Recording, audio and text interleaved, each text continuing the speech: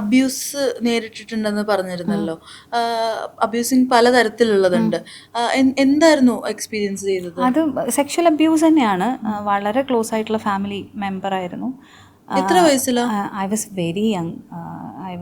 എനിക്ക് തോന്നുന്നു ഒരു 4th 5th ഒക്കെ പഠിക്കുന്ന സമയത്താണ്. പക്ഷേ ഒന്നാമത് എന്താണെന്ന് വെച്ചാൽ എന്നറിയോ, നമുക്ക് ഇതെന്താണെന്ന് മനസ്സിലാവില്ല. ഇത് നമ്മൾ ആരോടാ പറയണ്ടതെന്ന് എനിക്കറിയില്ല. പറഞ്ഞാൽ നമ്മൾ മോശമാവോ അതെനിക്ക് ആ സമയത്ത് ഇല്ല കേട്ടോ, അങ്ങനത്തെ ഒരു തോട്ട് എനിക്കില്ല. പക്ഷേ ഞാൻ പറയണത്, ഇപ്പം ഞാൻ മനസ്സിലാക്കുന്നത് ഒരു 80% സ്ത്രീകൾക്കും, എൻ്റെ ഒരു ഏജ് ഗ്രൂപ്പിലുള്ള 80% സ്ത്രീകളും അബ്യൂസസിലൂടെ കടന്നു പോയിട്ടുണ്ട്. At least once. യെസ്.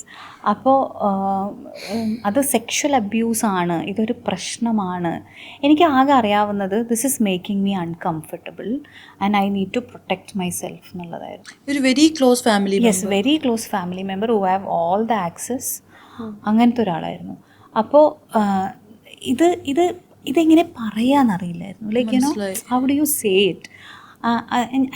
ഞാൻ കുറേ തലയണ ഇങ്ങനെ വെച്ചിട്ട് അതിൻ്റെ പുറത്ത് കിടന്നുറങ്ങുമായിരുന്നു, so that you know he doesn't see me. I was very scared. പക്ഷേ ഞാൻ എപ്പോഴും ഈ പറഞ്ഞ പോലെ ഇച്ചിരി എക്സ്ട്രോവേർട്ട് ആയിട്ടുള്ള ഒരാളാണല്ലോ. അപ്പോൾ എനിക്ക് തോന്നാറുണ്ട് ആളുകൾക്ക് പെട്ടെന്ന് ഞാൻ എഫക്റ്റഡ് ആണെന്ന് മനസ്സിലാവില്ല പല സമയത്തും. Because even now I know how to you know, എനിക്കിങ്ങനെ മാനേജ് ചെയ്യാൻ അറിയാം. ആൾക്കാരെ മുന്നിൽ കാണിക്കാൻ എനിക്കറിയാം. അത് എത്രത്തോളം ഹാപ്പി ആണെന്ന് എനിക്കറിയില്ല. പക്ഷെ ഇപ്പം എനിക്കറിയാം നമ്മൾ വെൻ്റ് ഔട്ട് ചെയ്യണം.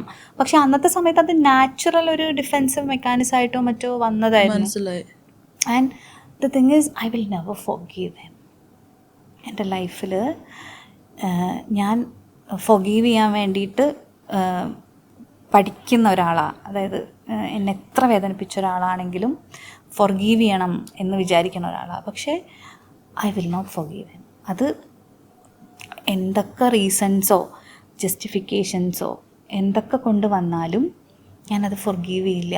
ആൻഡ് എനിക്ക് എല്ലാ ആൾക്കാരോടും പറയാനുള്ളത് എന്താണെന്നറിയോ, നമ്മളെപ്പോഴും കുട്ടികളോട് ചോദിച്ചുകൊണ്ടിരിക്കണം, like just because you gave them basic sexual education doesn't mean that they are not going through it. Maybe they are getting pleasure out of it, so they wouldn't come and tell you, or they don't know what exactly is happening, or maybe they ഇപ്പോഴത്തെ കുട്ടികൾക്കൊക്കെ ഭയങ്കര emotional quotient ആണ്. അപ്പോൾ അവർക്കൊരു പ്രശ്നം ഉണ്ടാക്കരുത് എന്ന് പോലും അവർ ചിലപ്പോൾ വിചാരിക്കും. I don't want to create a scene എന്ന് ചിലപ്പം വിചാരിക്കാം. അപ്പോൾ always ask you children, you know, and always understand അവരുടെ കുഞ്ഞ് ഇപ്പം ഇന്നിപ്പോൾ ഒരു കുട്ടിക്ക് കിട്ടുന്ന അറ്റൻഷനൊന്നും അന്ന് കിട്ടുന്നില്ല. നമ്മൾ though I was in a very privileged environment, എന്നാൽ പോലും ഞാൻ പറയുന്നത് കുട്ടികളിങ്ങനെ വളരുവാണല്ലോ, നമ്മളങ്ങനെ വലുതായിട്ട് അവർ ഒബ്സർവ് ഒന്നും ചെയ്യുന്നില്ല. അപ്പോൾ അത് ഒബ്സർവ് ചെയ്യണം. ബിക്കോസ് ഇത് ഉണ്ടാക്കുന്നൊരു ബുദ്ധിമുട്ടുണ്ടല്ലോ, ചിലപ്പോൾ നമുക്ക് ലൈഫ് ലോങ് ഉണ്ടാവും. റീസെൻ്റ്ലി ഇപ്പോൾ ഒരു പയ്യൻ ആത്മഹത്യ ചെയ്തത് കണ്ടു, ഒരു സൂയിസൈഡ് നോട്ടൊക്കെ കൊടുത്തിട്ട്. അതും ഒരു ചൈൽഡ്ഹുഡിൽ ഉണ്ടായിരുന്ന ഒരു സെക്ഷൽ അബ്യൂസ് ആയിരുന്നു. ആൻഡ് ആള് ഭയങ്കരമായിട്ട് ട്രോമറ്റൈസ്ഡ് ആയി. ആൻഡ് അയാളുടെ 26 വയസ്സിലും അയാൾക്കത് പറ്റാഞ്ഞിട്ട് പുള്ളി സൂയിസൈഡ് ചെയ്തു. ഞാൻ മദ്രസയിൽ പഠിക്കുമ്പോൾ എനിക്ക് തോന്നിയിട്ടുണ്ട്, ഒരു ബേസിക് സിവിലൈസ്ഡ് പോലും അല്ലാത്ത ആൾക്കാരാണ് നമ്മളെ മതം പഠിപ്പിക്കുക. ഇപ്പം അത് മാറിയോന്ന് എനിക്കറിയില്ല കേട്ടോ. I don't know how it is, because ഞാൻ സംസാരിക്കുന്നത് ഒരു 10 years പിന്നിലുള്ള കാര്യമാണ്. അപ്പം I would just tell them not to send your child to a person who's not even civilised. ഞാൻ ഇപ്പോൾ എഡ്യൂക്കേഷൻ സിവിലൈസേഷൻ കൊടുക്കുമോ എന്ന് ചോദിച്ചാൽ ദാറ്റ്സ് അനദർ തിങ്. ബട്ട് ഒരു ഉസ്താദാവാൻ എനിക്ക് തോന്നുന്നില്ല ബേസിക്കായിട്ട് എന്തെങ്കിലും. ഒരു മദ്രസയിൽ നിന്നും യു ഹാഡ് ബാഡ് എക്സ്പീരിയൻസ്? ഞാൻ പറഞ്ഞത് അവിടെ അതൊരു സ്ഥിരം പരിപാടിയായിരുന്നു മദ്രസയിൽ. I know many people who went through it. എൻ്റെ കൂടെയുള്ള കുട്ടികളൊക്കെ. നമുക്കിത് പറയുമ്പോഴും പറയാം, ലൈക്ക് എല്ലാവരും സെയിം അല്ല, അല്ലേ? എല്ലാവരും സെയിം അല്ല. ഞാനിപ്പോ മദ്രസയിൽ പോയിട്ടുണ്ട്. അതാ ഞാൻ പറയണേ, ഒരു മാറ്റം വന്നിട്ടുണ്ടാവാം കാര്യങ്ങൾ. പക്ഷെ ബട്ട് എന്റെ ഏജിലുള്ളവർക്കും ഇത് ഉണ്ടായിട്ടുണ്ടെന്ന് ഞാൻ കേട്ടിട്ടുണ്ട്. മേ ബി ഇത് പറയുന്നവര് റിയാക്ട് ചെയ്യും, അവർക്ക് ഉണ്ടാവാത്തത് കൊണ്ട്.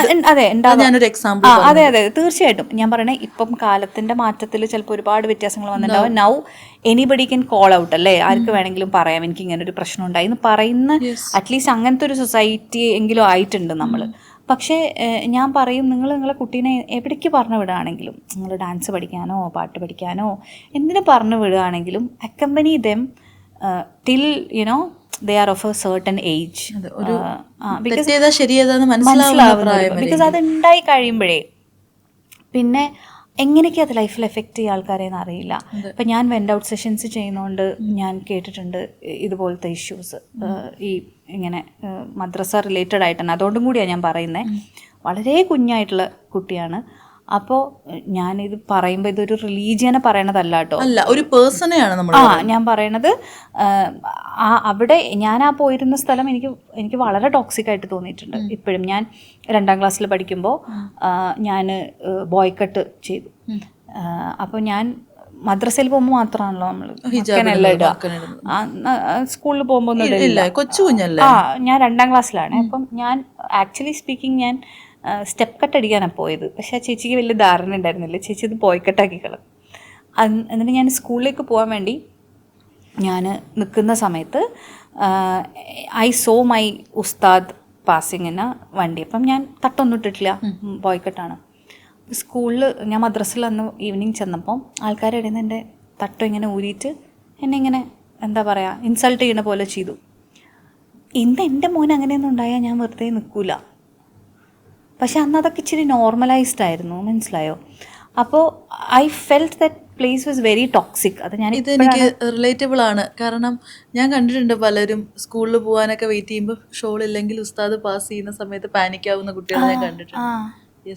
മനസ്സിലായോ? അപ്പം എനിക്കിപ്പോഴും സംശയമുണ്ട്, നിങ്ങളൊരു വളരെ യങ് ഏജിലാണോ, even if you want to നിങ്ങളുടെ കുട്ടികൾക്ക് മതം പഠിപ്പിക്കണം എന്ന് നിങ്ങൾക്ക് നിർബന്ധം ഉണ്ടെങ്കിൽ അത് ഏത് ഏജാണ് എന്നൊക്കെ ഒന്ന് റീതിങ്ക് ചെയ്താൽ നല്ലതായിരിക്കും എന്ന് എനിക്ക് തോന്നിയിട്ടുണ്ട്. Because at very young age 2 പ്രശ്നം ഉണ്ടാവും. ഒന്ന് ഭയങ്കര ടണൽ വിഷൻ ആവും അവർക്ക്, അതായത് ഇത് ശരി ഇത് തെറ്റ് എന്നുള്ള ഇത് കുറച്ചും കൂടെ എക്സ്പ്ലോർ ചെയ്യുന്ന അവർ ചെയ്യില്ല.